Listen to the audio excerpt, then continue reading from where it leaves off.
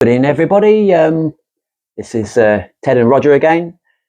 This evening, we are going to be looking at a number of items relating to the First World War. These all come from Roger's collection, and we're going to have a chat about it and going to explain what we're looking at, Roger. So what's the first item?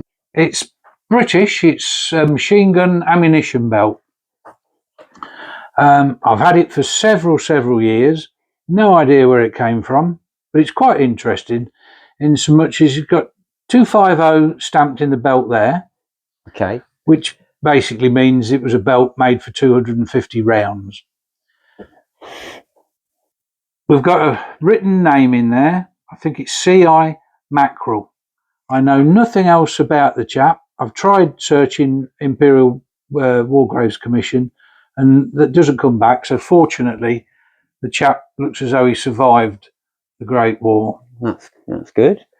Now, also written on the back of the belt is Mucky Farm, October 1916. Well, Mucky Farm was on the Somme. Most of the fighting, as far as I know, finished in September of 1916.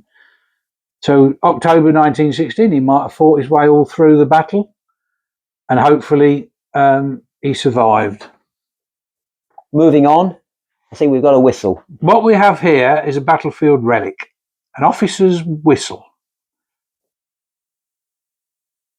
It was found at Flatiron Copse Cemetery on the Somme, which is at the back of Mametz Wood.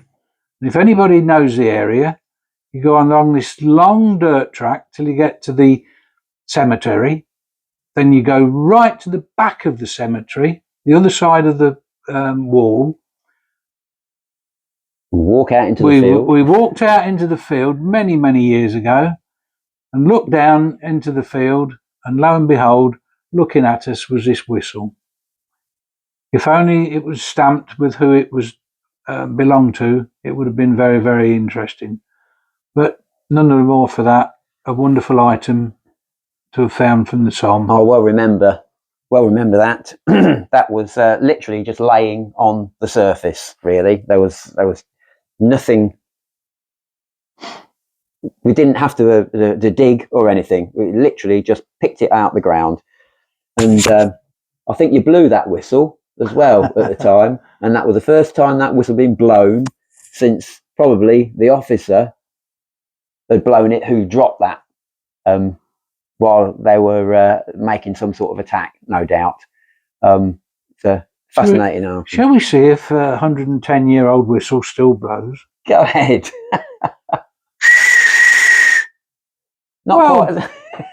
Kind of. Not quite as loud as maybe it ought to be. It probably still got a lot of some mud left in there. It certainly has. Very good. Okay, excellent. So, what else? I'll just move those out of the way. Shall we have a look at the commemorative mug? Definitely. Produced in their thousands. If you, for a reasonable budget, it's quite a good collection to start off for people, because they're not rare and they're not terribly expensive.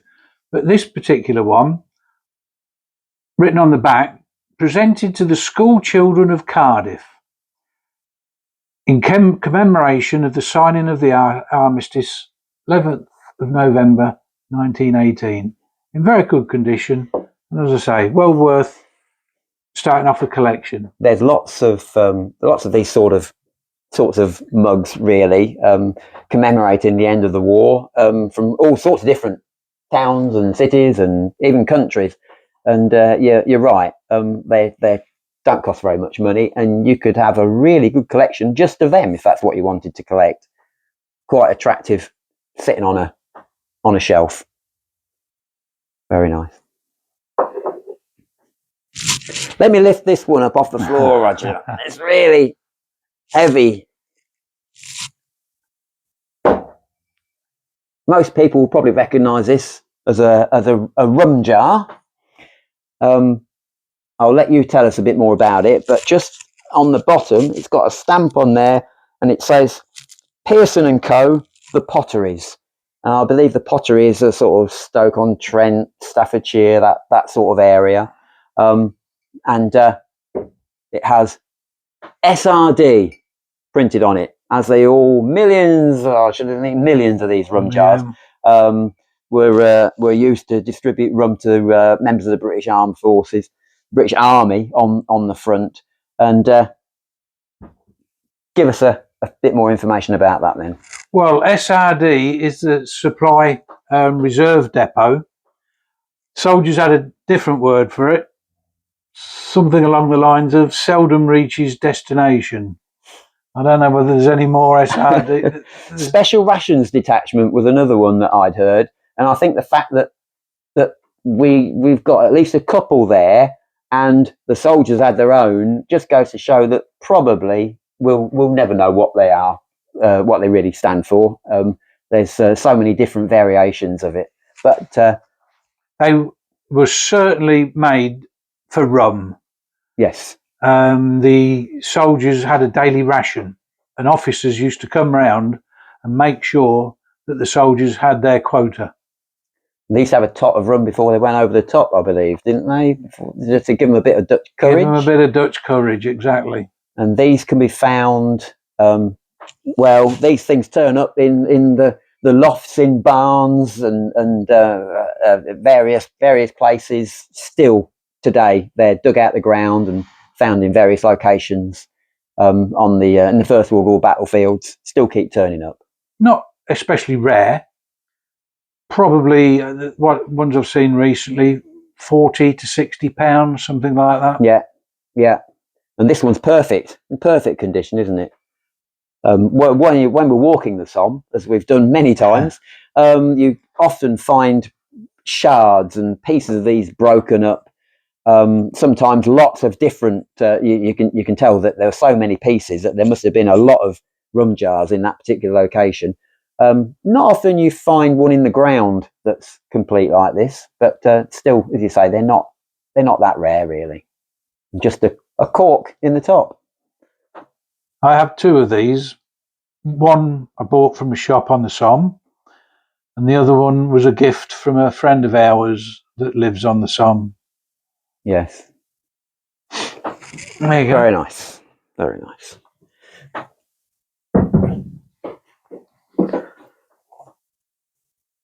Shall we look at this before it goes off? That's a German First World War egg grenade, for obvious reasons.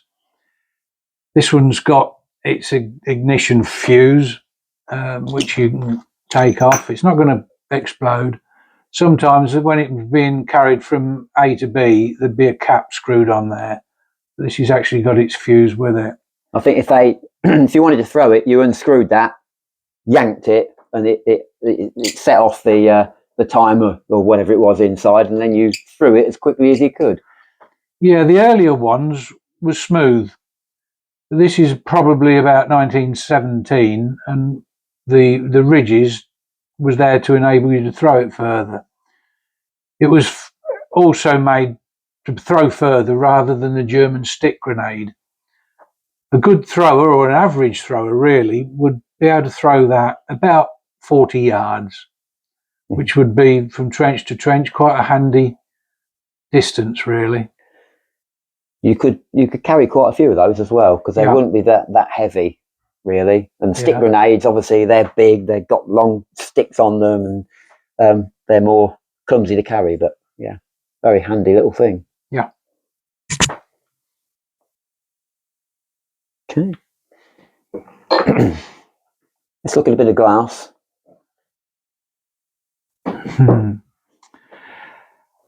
A lemonade or a soda water torpedo bottle, for obvious reasons.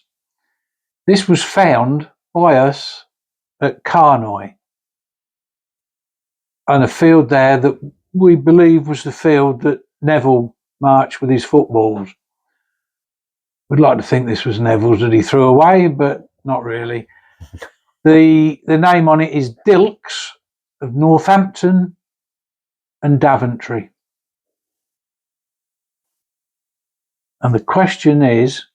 Why was it shaped like a torpedo?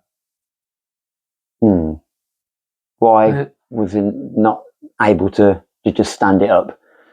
Now, we don't know the answer to this. So if anybody out there does know the answer, please email us on the link. We'd be interested to know why a bottle was made that falls over. Very good. Whereas this one stands up quite easily. Again, a lemonade bottle. It's not got any name on it, but it's very similar to White's lemonade bottles of the period. Looks identical. No reason to suggest it's not White, because it is literally identical. And it has a glass marble stopper. Stop your drink falling out. Don't know when we actually picked that up, but like a lot of things that we have, still got a bit of some soil in it as well. Yeah, I think the idea was that the fizzy drink that created the gases, which forced the marble up against a little rubber seal in the top there and stopped it from going flat. I think that was the idea with that one. Okay. What else are we going to look at? We'll better have a look at the watch, shall we? Oh, we have a trench watch. Dated 1918, this one. It's a trench watch. It was also called a wristlet. First World War watches was at the start quite rare because men preferred pocket watches. Ladies had small watches as a sort of a fashion accessory. So the watches look like ladies' watches, but they're not. They are in actual fact used in the trenches by the soldiers. Roger, I noticed that the numerals for 12 is in red, which presumably 0 hour would be quite often be something o'clock. So that's something that the officer would really want to see highlighted in red as obviously the most important moment when he'd give his men the order to go over the top. Okay. Bring this object over for you. Okay, here we have a Mark IV signallers and snipers telescope. It's called a 3-drawer. 1, 2, 3. It's dated 1917 and has the military arrow stamp. Made by Taylor and Hobson Limited.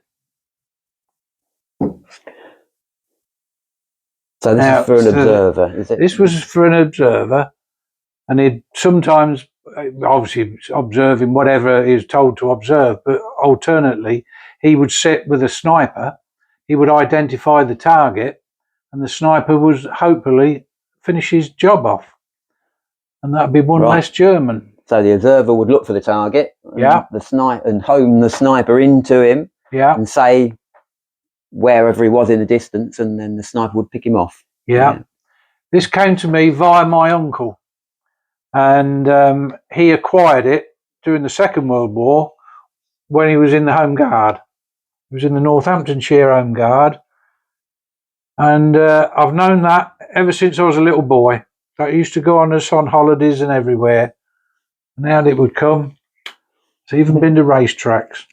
So that has actually done proper war service in both world wars. It has indeed. It's quite an amazing object, and as it's lasted this long, even the leather is still really in excellent condition. Really, all the sewing's still correct. Yeah, brilliant. Yeah.